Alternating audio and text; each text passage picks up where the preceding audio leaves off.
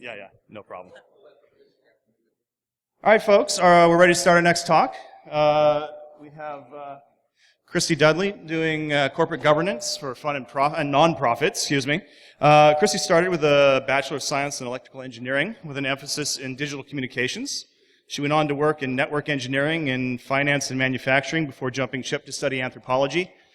After a time waiting for the great anthropology industry boom that never seemed to come to pass, she drifted back into tech, delving more into information and device security. With the goal of wrapping all these diverse interests up in a single career, she earned a Juris Doctor from Santa Clara University, and she now consults on privacy and legal issues. And if she hadn't told me as much about the privacy implications of connected vehicle digital short-range communications as she has over the last few years, I'd probably sleep a lot better at night. Please put your hands together for Christie Dudley.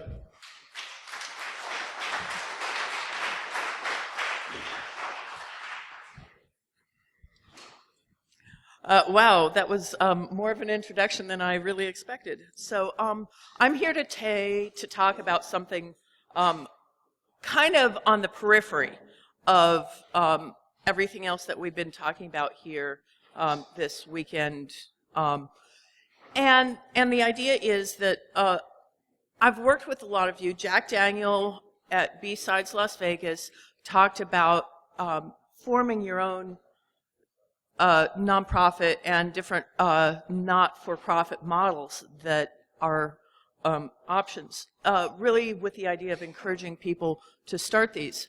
Well, once you start, starting is only the first step. Keeping them running is actually where you can get yourself into trouble. And I also recognize that this is a big stumbling block or point of concern for a lot of technical people who don't really get the business, corporate, legal stuff, and you could get into a lot of hot water, et cetera, et cetera. Really, I'm here to tell you, okay, these are the things you need to do. They're fairly simple if you want to follow them. Also, I wanted to point out what I'm talking about here today is only for corporations, nonprofit corporations. That's how you form them. If you're interested in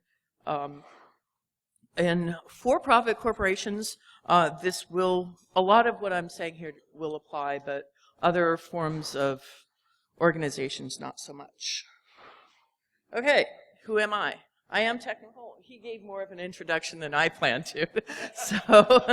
But I've been engaged with a community for a long time, and a lot of people come to me with issues. I've been involved in the formation of an organization as well as working out the tax status of another organization and getting a lot of things together for people. Since I studied law and know the law, people look to me. And oh, by the way, I am available if you're looking for help with things. So, first of all, incorporation is easy. I have here a section of the form that has the majority of the information that you need to fill out in order to form a corporation. Yes, it's a one-page form issued by the Secretary of State of California, and that's all you need to know. All you need to do. You form a corporation for any legal purpose, and they even have the language that you need on the form for the 501c3 formalities or any other organization that you'd want.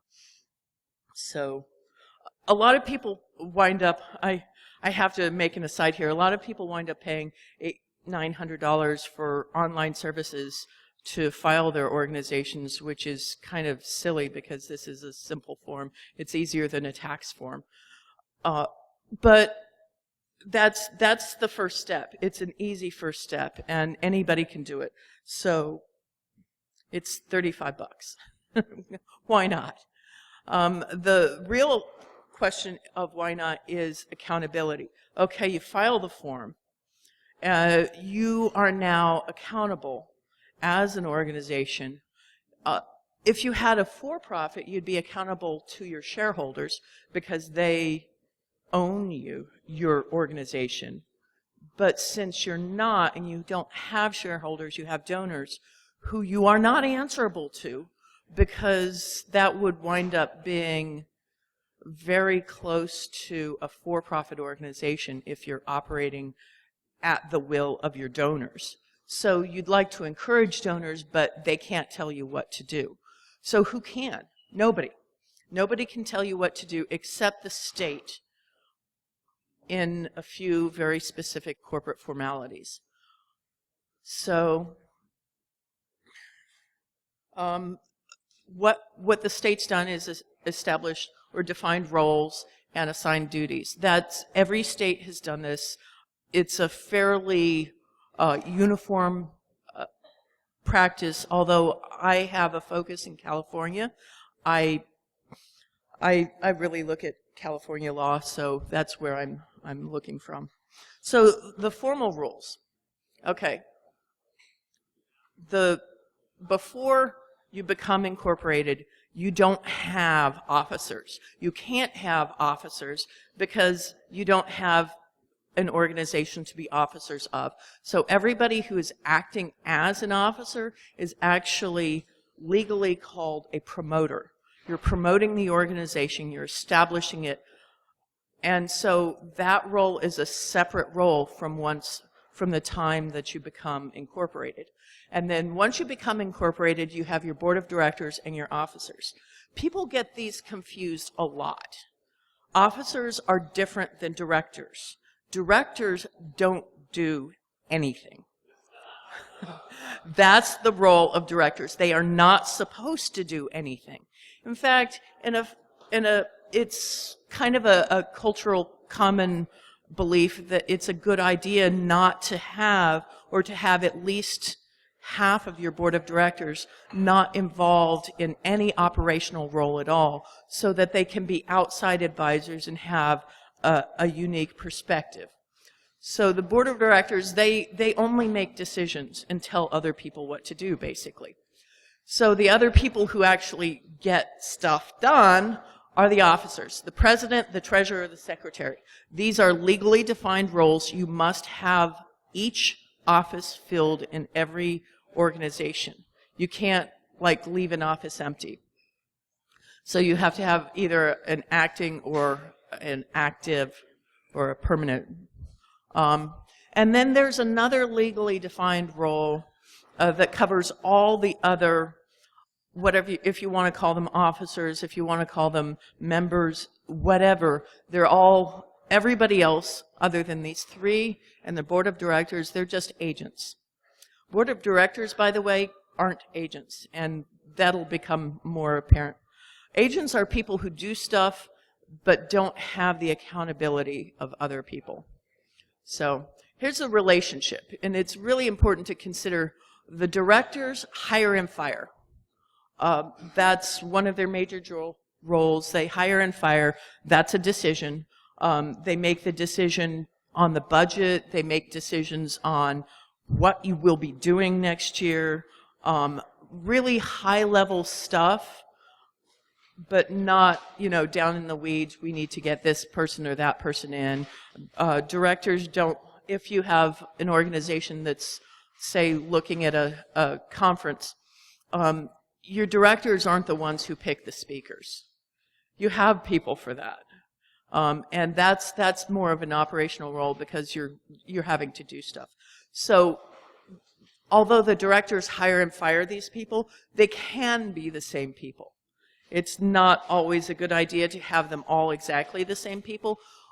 It's also a good idea to have an odd number of directors. That way, because most of what directors do is vote, having an odd number eliminates those challenges there. So, and there's chairman of the board. People talk about that as if it were a special role. Really, chairman of the board is just the person who sets the agenda. Sometimes they have the chairman taking the minutes. Sometimes they have the secretary for the organization taking the minutes. It's not important. The secretary is responsible for recording the minutes and making sure that they're kept up to date in the corporate records and that they're approved. But there are a lot of different people who can actually do the job. So,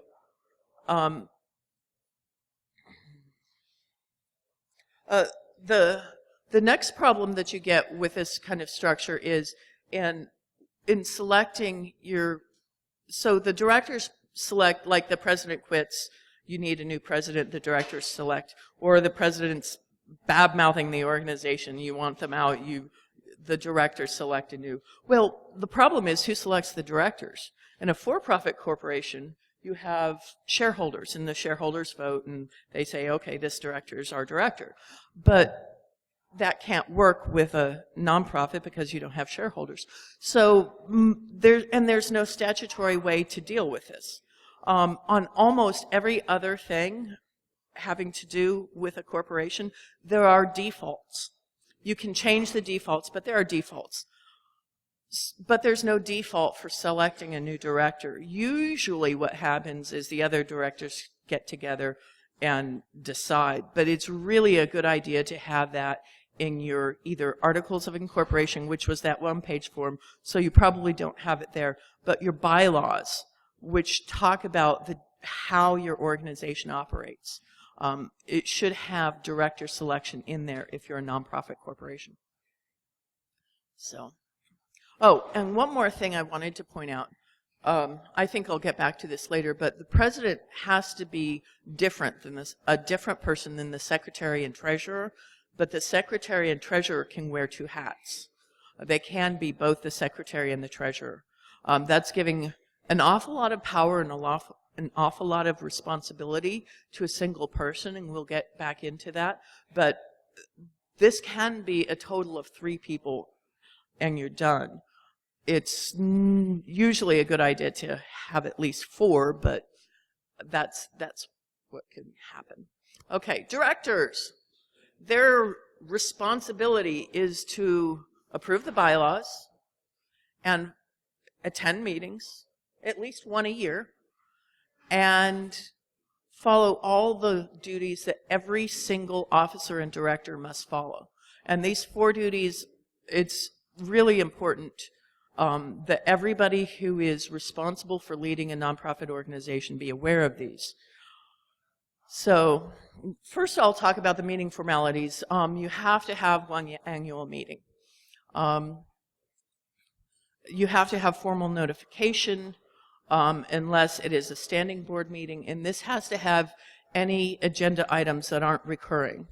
The idea is sometimes when there are board takeovers, and almost all of these have to do with conflict within the organization and how you deal with and address conflict. So if you have a board meeting with an agenda item that somebody doesn't know about in advance, and so they show up to the meeting and they're not prepared for your attempt at corporate takeover or something like that, then it becomes a representational issue and a problem for the organization. So you have to have your formal notification 2 weeks in advance. Pardon me.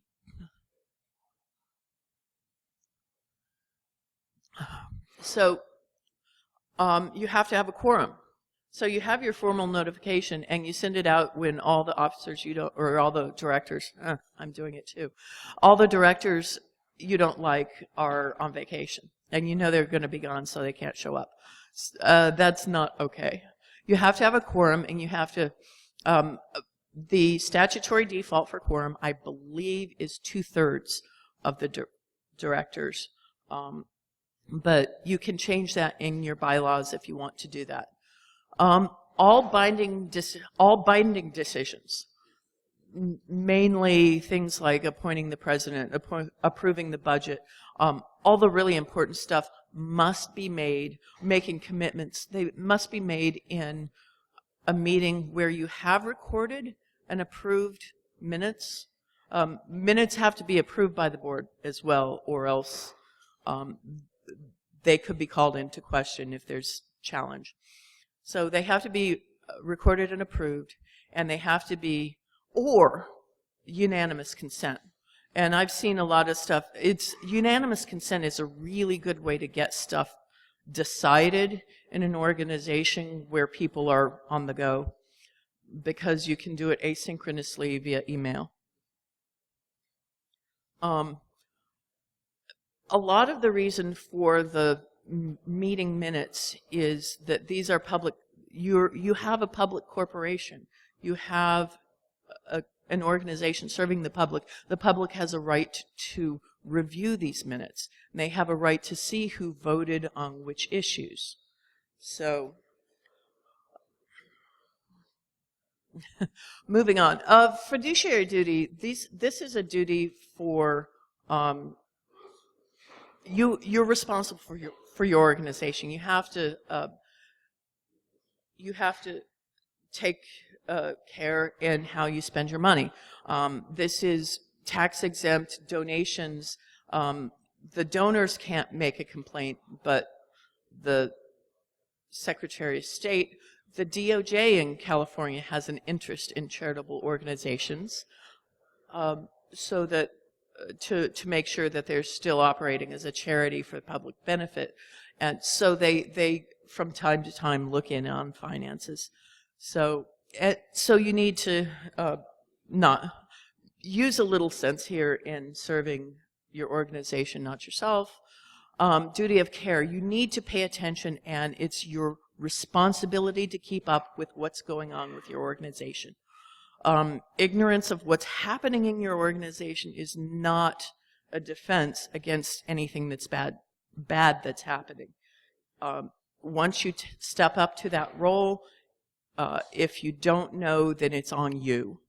There have been cases to support this. An old woman inherited a directorship from her husband, and she was kind of dotty, but she lost. She wound up being liable as a director for the actions of the subordinates because she just wasn't paying attention. So you need to pay attention. And it's a good thing you're here because you're learning about what you need to know and do, and so that's part of the duty of care.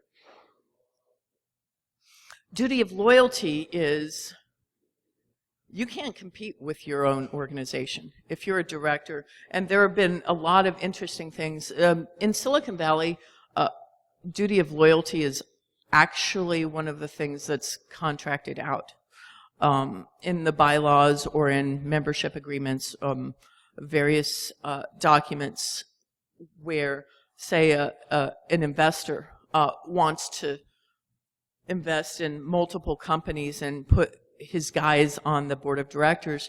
So they agree in the bylaws, they agree that they'll waive the duty of loyalty. If you waive the duty of loyalty for a nonprofit, you will lose your nonprofit status, because that's one of the things they look for. Is you can't set up a straw man to pillage, basically, and the IRS looks for that sort of thing.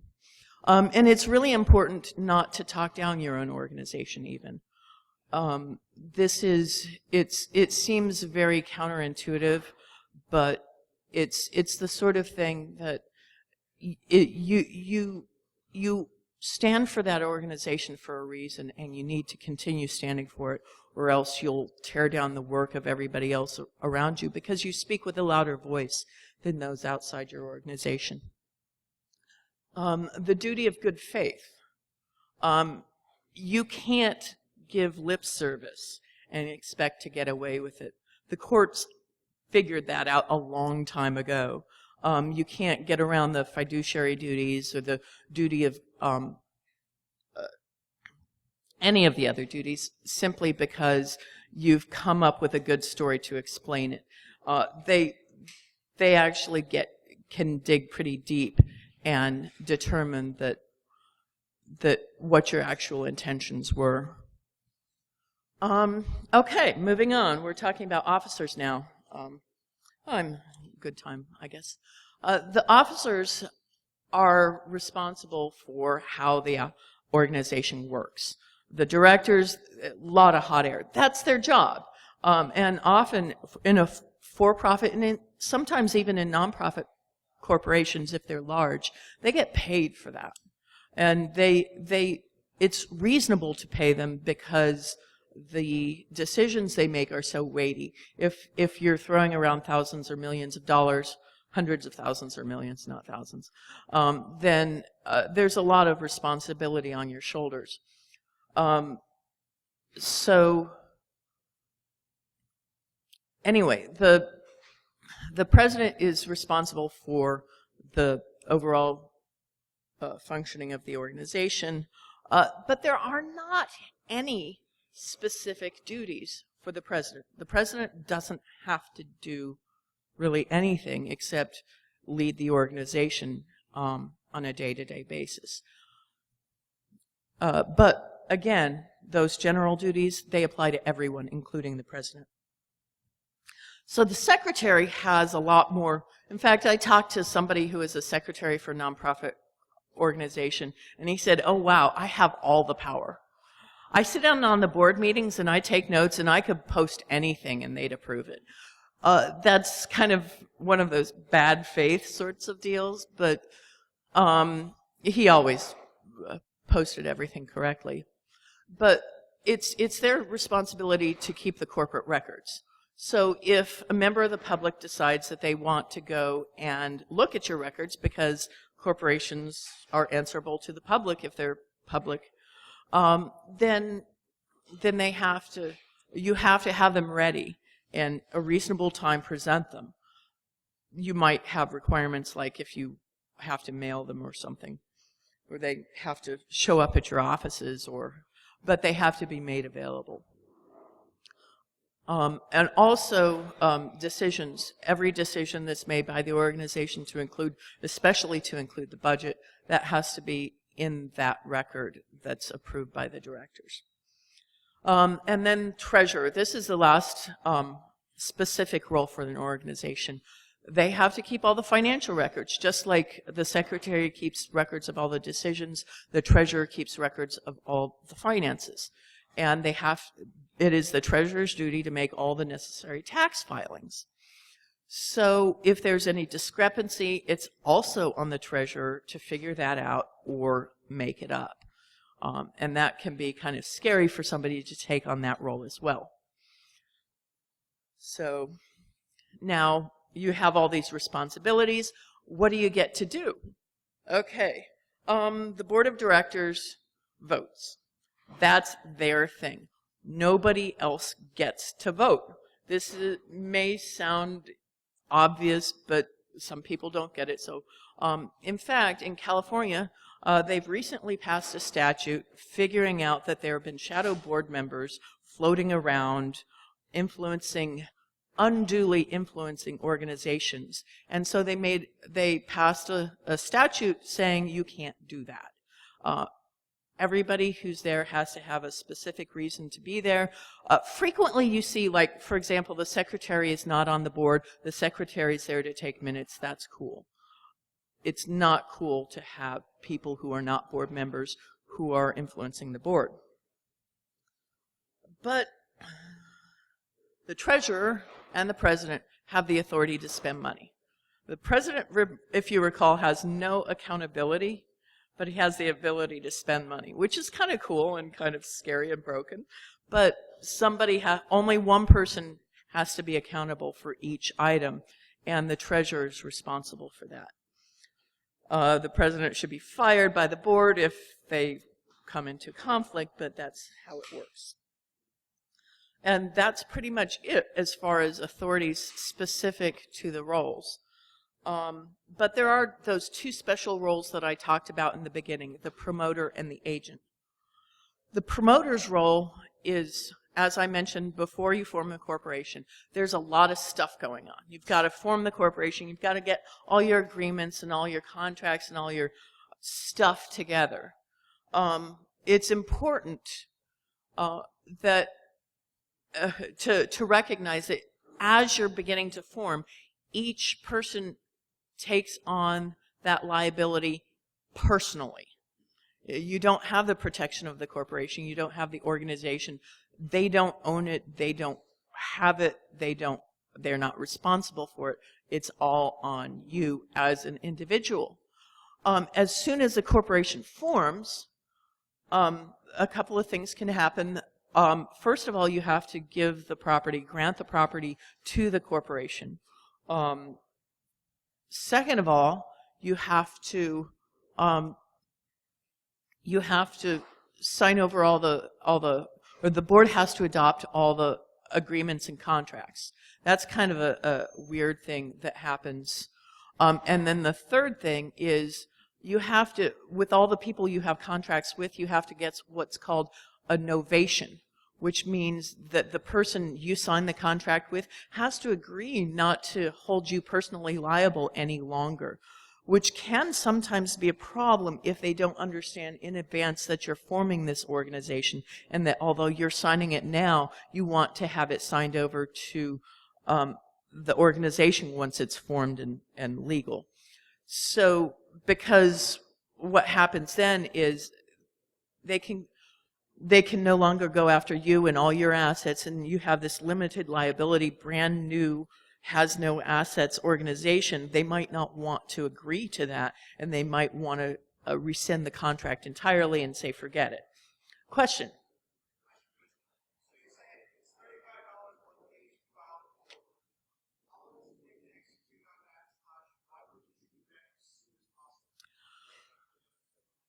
That's a good question. The question was, why don't you file as soon as possible? A lot of people think it's hard to file. I think that's the best thing I can think of.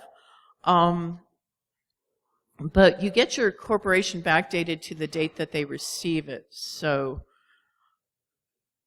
I don't know, actually. But I think a lot of people think it's hard to form a corporation. People will pay LegalZoom $800-900 to do effectively fill out the one-page form, but they wouldn't be in business. I have friends that have made an entire business out of fixing the problems at LegalZoom because LegalZoom doesn't actually give you advice. So, and that's what you're paying a lawyer for. You're not paying them to fill out forms or do that. You're paying them to give you advice. So, free advice. I'm not a lawyer, by the way. I'm not licensed in any state yet. Just to let you know. Yet is the keyword. This is to give you an idea of your responsibilities. So take that as you will. So anyway.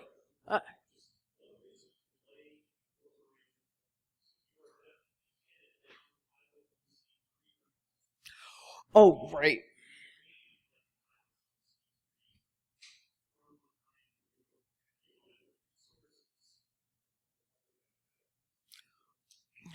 That's a good point. What Jack Daniel was saying was that if you're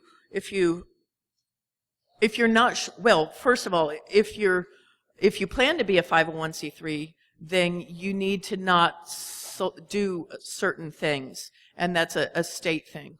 State by state has different requirements, but you can't do, like, there's a long list of things you cannot do. And if you don't want to have that, if you want to do one of those things on the list, then you do it before you're incorporated, and it's okay. Also, another reason is if you're not sure about what form of corporation you want. Like there's 501c3, which is public benefit. I formed a 501c7, which is basically a country club. It's a mutual benefit organization where you basically share your assets and you're not taxed on anything, but you also are not able to take tax or let people take their their donations off their taxes, which is a huge benefit of the C3. And a C4 if you want to do political lobbying, a C6 if you... Anyway, there are lots of different organizations, and go look at Jack's talk if you want to see the discussion on several of them. So if you're not sure about what form you want, or if you want to do things outside of the ideal that you're shooting for, there are some good reasons to do that. An agent is somebody. They can have, like, I remember somebody coming up to me and saying, I am the CIO of Hackerspace. And it's like, well, that's not a legally defined role. Fine. Cool. I'm glad you have that title. I guess that makes you an agent of that hackerspace. And so what that means is if they've given you a title and they've given you an area of responsibility, then there's an implied authority to act on behalf of that organization within the scope of that title.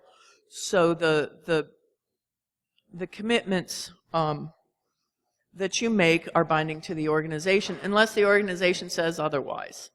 And in fact, if that happens and there's any question, like the CIO happens to be buying office supplies with purchase orders generated for the organization, and the organization didn't really want the office supplies, if they accept them and keep accepting them and decide, oh, why is this person ordering office supplies? It should be that person. We shouldn't have to pay for that. Well, then that's a problem because they've accepted it in the past, and so that generates an implied authorization to do that. Agents also have the same duties that the officers and directors do when performing their agency tasks, basically, except loyalty. You can have a real estate agent that's, all over the place, or a promoter, or all sorts of different types of agents that corporations enlist to do different things. So there's a lot of flexibility with this, and a lot of people get really caught up in the idea that only the officers and directors have the right or ability to make decisions on behalf of the organization. I bought stuff for the Red Cross. It was a sheltering operation, and they needed somebody to come in and help or manage to get food for people. And I made arrangements, and I went and picked it up and paid for it, and all on the Red Cross's dime. And I was acting in that capacity as an agent for the Red Cross. I didn't have to have 3 levels of approval, no president or official person signing off on it. So agents are very important to the functioning of the organization, and they're pretty much ad hoc, but they don't have the duties the secretary and treasurer do, which are the really big ones, only secondary to the board meetings. So now, the penalties can be very serious if you don't follow these. It's not going to jail time, nothing here. It's not legal to not hold a board meeting every year, but you're not going to jail for it. I don't like to call it illegal, it's extra legal. You can get fined pretty seriously for that. You can face lawsuits. The DOJ might get really uptight about it, or the AG's office, not DOJ. The state attorney general's office might come down on you, and more likely the IRS will be, or not the IRS. The IRS is the nice people. The California Franchise Tax Board, they have no humor at all. So somebody who has dealt with the FTB, they're not fun people. So, however, the wonderful thing about financial challenges like that is you can buy insurance to cover any mistakes you make. And I really, really highly recommend you do that. If you have any money at all, buy your insurance. Also, if you have any money at all, pay a nonprofit specialist to do your taxes, and get a nonprofit attorney to go over your bylaws, and pay these people, because a lot of people, I've been approached by a number of people, and it's like, you're really lucky if you find somebody who's willing to do nonprofit work for you in an attorney capacity, because it's a very different area of law than for-profit law. And so because this area of law is so different, and the issues that you face and the specific problems that you have in abiding by these laws is these are very special areas that you need to have addressed. The attorneys that are interested in gaining experience, it's not useful to them. The attorneys who do the nonprofits, they don't make a lot of money anyway, And so they have to do this full time. And you're trying to tell people that you are more worthy than the women's shelter who is barely funded and barely has beds for people. You're trying to tell people that you, who can get corporate money, can't afford to pay a lawyer and help support all these other nonprofit organizations, because that's what you're doing when you pay services that specialize in nonprofits. You're helping the nonprofit universe when you do that. So, any questions?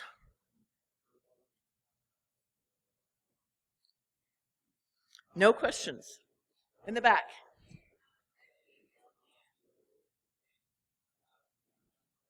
I'm sorry?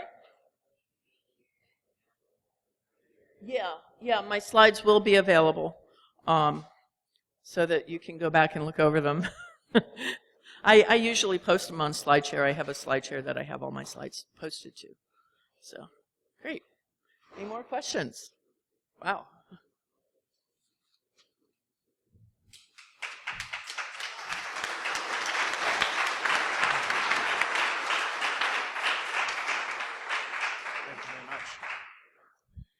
All right, folks, thank you.